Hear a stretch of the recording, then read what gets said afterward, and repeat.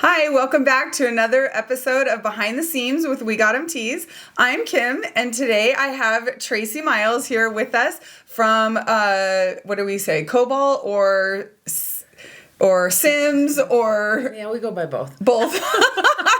A local school up here in Victorville. And I met Traci, I don't know, how long has it been now?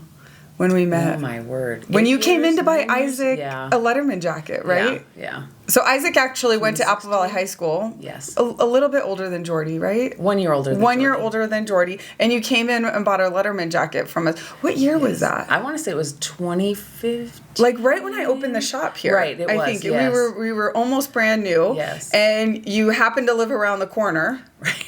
Just right up the street. Right up the street, around the corner from me. Yes. And we just kind of started talking, and you told me you were the activities director over at Cobalt, CIMS, and then we started doing work for your school. Yes, you did. Right? And you've been doing work ever since. Yeah. It's been almost 10 years. Yeah. Right? It's been a long time. That's over 10 years. Yes. That's been a long time. Yeah. So tell us a little bit about what you do over at CIMS. So I'm the activities director. So I am in charge of all the events that happen on the campus. I oversee 30 plus clubs that we have on campus. Oh, wow. That's a lot. Yeah. For a smaller school. Right, it is. Right? How many students? We have a little over 1,000, almost 1,100. Okay. Yeah. Yeah. So it's 30 clubs. That's quite a bit. We have a lot of clubs, and they're very active. Yeah. So I just oversee them, though. They all have advisors, and then I maintain the school calendar so that they don't overlap with their activities and their events. And help out with our athletic director overseeing like different things for their sports, whatever, if their athletes need patches or awards, things like that. I'm in charge of that as well. Yeah, and you order those. I order those from Kim. Yeah. Yeah, so tell us a little bit about what your year sort of entails for ASB, or like where you're at right now with your activities. Like what's up and coming right now? So right now we are wrapping up for the year. So you had prom already. We've already had prom. Okay. It went great. We work with the company that I've worked with, same thing like you. Once I find my companies, I like to stay with my companies. It makes it a lot easier. So you just push reorder. Yes, reorder. Exactly. Reorder. It's so good. And then you just get that familiarity with each other. And it's easy. It's so good. Right. And so prom's done. We've got decision day coming up. What does that mean? That means that this is where our seniors, we do a rally, and our seniors go up on stage and tell the underclassmen where they're going to be attending school. Oh, fun. And what they're going to major in. Oh, fun. Yeah. It's really that kind a of fun encourages the underclassmen a little bit. They can't wait till it's their turn. Right. And then they get to see that, they can go there for engineering, then, maybe I can apply there too. Kind of opens their eyes a little bit. Oh, that's fun. It's really a great day. Yeah. The seniors get to wear their cap and gown before graduation. Right. So we do a little parade around the campus. So all the underclassmen get to come out and see them in their cap and gown. Because we are a 7 through 12 school. So our middle schoolers come out with their teachers, and we do like a little parade around our campus. That's fun. Yeah. It's really a kind of great encouraging to everybody else. And yes, they can see a little glimmer of their future. Right. Yeah. And our middle school teachers then get to see them too, because a lot of the times they've had them in 7th grade and now they're seniors. Fun. Yeah. So it's a really great day. So we've got that coming up. And then, of course, they do senior sunset. They do senior awards night. They do grad night. And then we have graduation. And that's a big deal.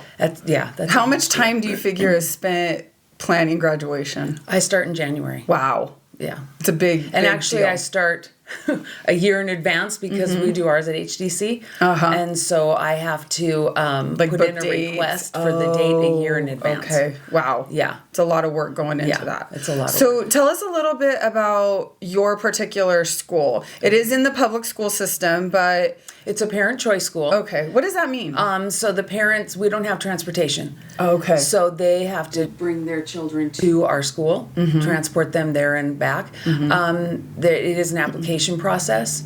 So they have to maintain a 2.3 GPA, I believe, to stay at our school. Okay. They have to have that GPA and pretty good test scores in order to get in, because we are a PLTW Project Lead the Way school.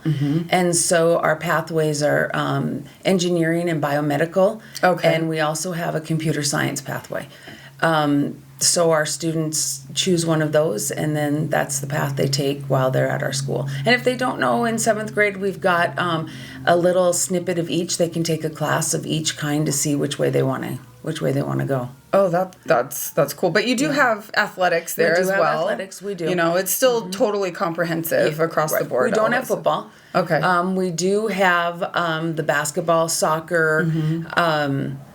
We started a swim team. Did you really? We did. So we have right now. How exciting! They're doing independent. So yeah, that's fine. Yeah, it's fun. It's cool for an individual sport. You can get away with that, and you have those kids that then. So are they like training with Silverado? Is that what they're doing? They're using the pool. You guys have your own coach. We have our own coach. Oh, good! Yeah. How exciting! Yeah, and then our cross country team that's our largest team on our campus, and the middle school and high school. We have sports for all levels. That's amazing. So it's a lot of fun. So yeah, I mean, because we get a lot of athletes from you guys too. So I think sometimes people maybe on the outside get a little bit like of a misunderstanding, thinking it's just like an academic school and there's nothing else being offered there. Right. Because you, like you said, 30 clubs and all those sports. There's plenty there. Right. Yeah. That's baseball, softball. We've got all of it. So the only thing, like I said, we just don't have football. Yeah. We don't have the facilities. No. Right. Yeah. That's 100 kids on a football team. Right. You know what I mean? Yeah. So right. And your kids, they are required to wear uniforms. I know we do a lot of uniforms for you guys. So tell us about that, like uniform. Like, is it strict or what is it? It is pretty strict. They have to wear. We like to keep them within our school colors. So their pants are khaki, navy, or black. Their polos are gray, blue, and black. And then they can mix, whatever. But they are required to have their polos. Friday is a spirit day, so they can wear their spirit apparel if they're in a club. Or like our seniors, you guys always do our senior t-shirt, sweatshirts. So they can wear those all the time. Right. And then we always allow college apparel. Oh, okay. Yeah, every day if they have a sweatshirt or something, they can always wear that. That's totally fine. Yeah. That's really neat. So you also run the student store for the school. I oversee the student store. My bookkeeper, of course, is there to sell. And I have students that, they work it, they run it, inventory, all that good stuff. So all the designs and everything that we get. And all that stuff they're allowed to wear as uniform or just a spirit wear? The sweatshirts they're allowed to wear daily. The spirit shirts they're allowed to wear on Fridays. Got it. Yeah. So let's go back a little bit to Letterman jackets. We were talking earlier about we see a lot of your kids. Yes. I mean, when I have my in-stock jackets, to be honest, our CIMS colors we sell out of first. Oh, that's great. Yeah, that's so nice to hear. We sell out of those. That's the first school that we sell out of. Yeah. It's for a small school, it's incredible. Yeah. But do you see them around school a lot? All the time. It's so interesting because I've been with the school since it opened, so 12 years. And when we first started, the kids were like, what is that? What do I need that for? What are you talking about, a Letterman's jacket and things like that? So then when we had you guys come out and then have them on display, and then their parents were like, they were all in. They get to wear those here too? Because like you said, it seems like the parents even thought that we're just academic, and they don't really think about a Letterman's jacket as academic. And so now that they earn, you earn a letter, academic letter. You earn all that stuff. Right. From all the clubs you're in. All my clubs are allowed to letter their club members if they, as long as they have requirements for that. So you've kind of witnessed like that real evolution of, when you first started, nobody had one to now where you see them. I mean, I'm assuming you see them a lot just because I know we sell out of them. Right. No, we do see them a lot, and it's really, it's so fun. And you think that it's like added to the school culture? Oh, for sure. What do you think what does it do? Well, the kids get to look, the underclassmen get to look at that, or even, they're underclassmen, or even their peers get to look at it and go, oh, where'd you get that? Is that what I'm supposed to do with that letter I got? Things like that. Kind of the same really sort of element as like what you were saying when they get up and they tell the kids where they're going to school. It's just, it's an outward symbol of achievement. Right. That's all of their accomplishments. You know, And that means something to the younger kids. Right. They look forward to that, because I have a lot of middle schoolers that will come in and say, okay, how do I get one of those? How can I get that letter? How can I get that patch or that pin or whatever? And I'm like, oh, you got to wait till you're in high school. Yeah. So it's a little more incentive for them too, to stay with all their good grades and their clubs and their sports. Yeah, that's one thing that I've talked about with other athletic directors and activities advisors, is just that the school culture that comes about when you have students in jackets, it does mean something. I feel like, you know, of course, I'm not directly in the school system, but I think it helps kids stay connected to their school. They have a sense of pride, you know, all of these things, which I can't help but to think that it does translate to grades, attendance, to all of those things when they feel connected. Right, because it's all connected. They have to feel like they're a part of something. Yeah, and that kids helps. Need that. Yes, we actually all need that. You know, humans in general. Right. You know what I mean? But to have our young people feeling connected is really, really important. Right. You know, and whether it's someplace with the they club, belong. They find that that's a place of belonging for them. You know, and so then when they wear their jackets, they get to just show off how they feel about our school. Yeah, and in this day and age, when you know there's a lot of mental health things that we're talking about and stuff like that, when kids feel like they belong, right, it's a big deal. It's a big deal. You know. Yeah. So what do you do? I know. It's funny because we do this every year, and school's just about ready to end here in, 4 weeks or so? Yeah. I'm sure you have the days already counted. 15 days till graduation. 15 days. So I got about 25 days literally, left of you guys go straight into planning for next year. Like, I've already started people think teachers take that 3 months off in the summer. To be fair, I think you guys take maybe 4 weeks. Yeah. I mean, well, I know, like... Maybe two.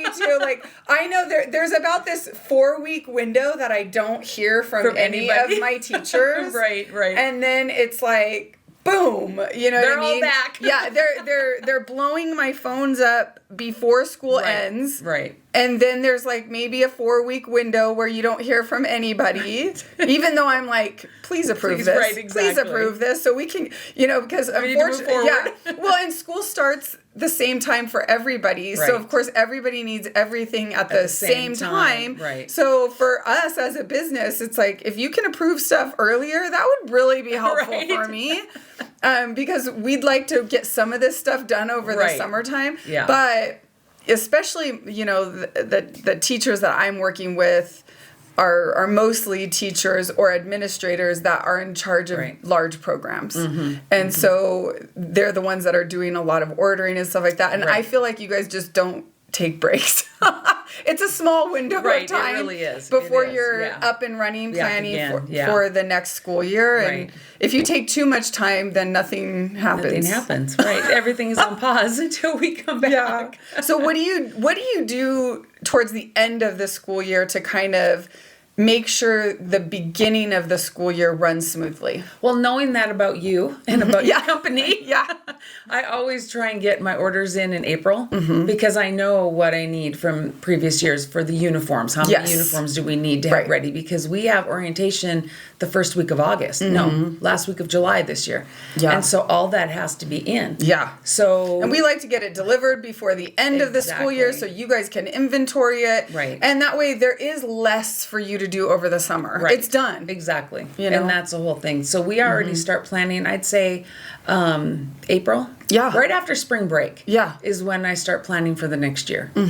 Just to make sure that by when school ends, I can end and give myself a little bit of a break. And doing that tiny bit of prep work ahead of time, it really does make a big difference. Yeah. It's huge. And then I think in the summertime we'll often start talking about your ASB gear. Right. So we'll start doing that and too. hopefully we get those designs and everything due by the end of May, so when school's out. And our senior shirts and sweatshirts and stuff, so that can be posted. Because what I appreciate about what you guys do is that you allow us to have a store. And so the parents can just go onto the link. It doesn't matter during the summer. It's just open. They can order it. I don't have to stress about it. My class advisors don't. You get the design and that's it. Right. It's done. And then it's just when it closes, then, we're good to go. Yeah. We usually end up doing a little bit extra stuff because there are some kids that they forgot. Or they're new. Or, right. And you just don't want those kids to be left out either. Right. Yeah. Of course, yeah. So that part's really great. I do notice that the schools that we do senior gear for, like, immediately when school starts. I feel like a lot of schools, they, of course, they're so worked up or preoccupied with the beginning of the school stuff that they forget about their senior gear. Right. And sometimes that stuff doesn't get around until, like, Christmas. Right.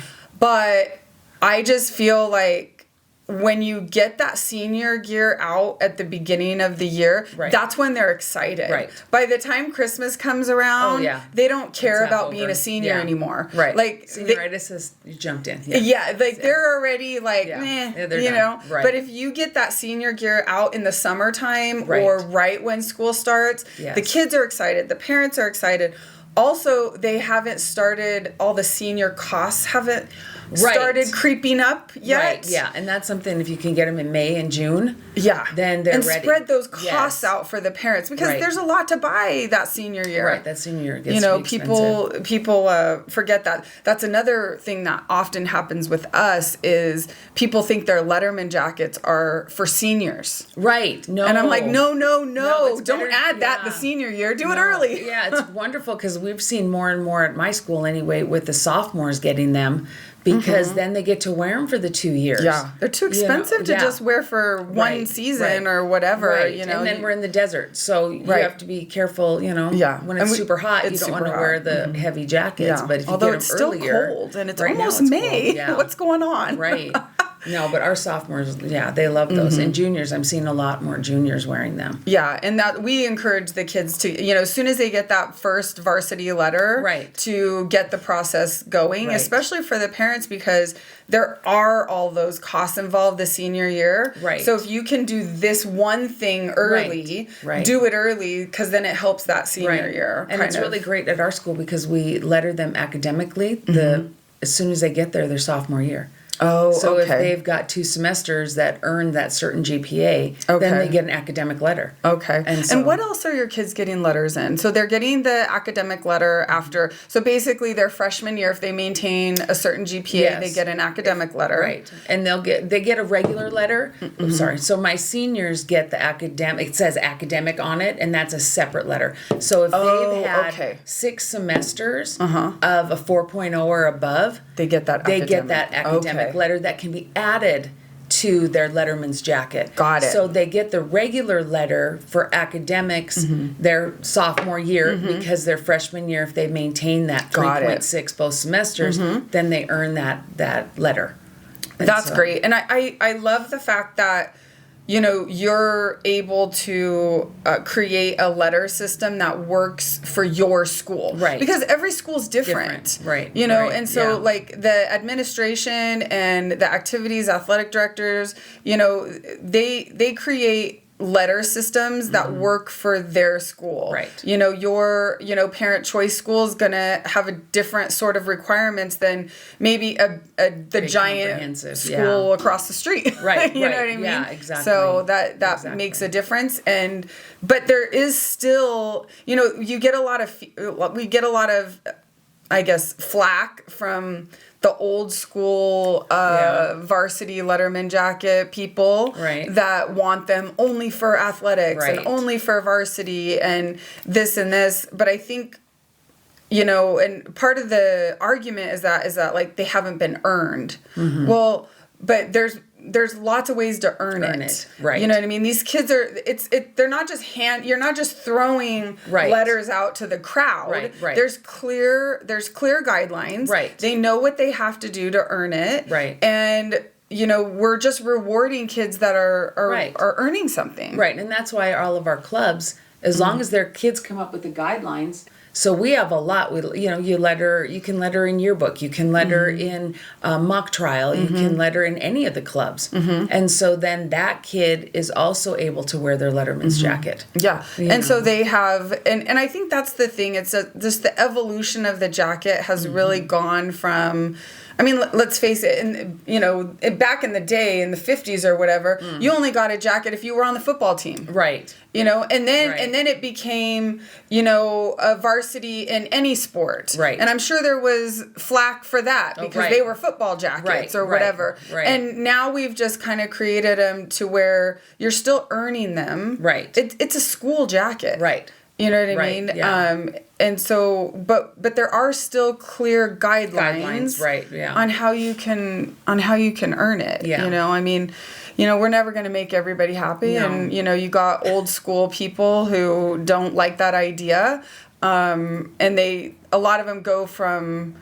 They think it's just a participation award. Right. We go back to that, but it's genuinely not. No, not at all. Not at all. You have to earn it. That. Yeah. Yeah. They work hard for that. So if parents in the Victor Valley area are looking to enroll their kids at CIMS, what's the process for that? So they go online to our school site and the website, all the paperwork's there. So they can go on, fill it out, print it out, submit it. I believe they can still submit it online. And then they go through a process where there's a team at the school that, goes through evaluates and stuff like that. Yeah. But it is open now. Oh, cool. So they can do their applications, and we take it just doesn't have to be 7th graders, incoming 7th graders. High schoolers can come to our school. If they're transferring from a different school or whatever, they're looking for a different option, whatever the reason may be. Exactly. Yeah. Exactly. We're always open. That's awesome. So if anybody's looking to get enrolled at CIMS at Cobalt, get online and look for those applications. Well, thank you so much, Traci, for coming in so early this morning. We tried to get you early this morning because, again, it's the end of the school year, so you have so much to do and get back to. So we appreciate you coming, and make sure that you follow, like, and subscribe. All the links will be below. We'll see you next time. Thank you.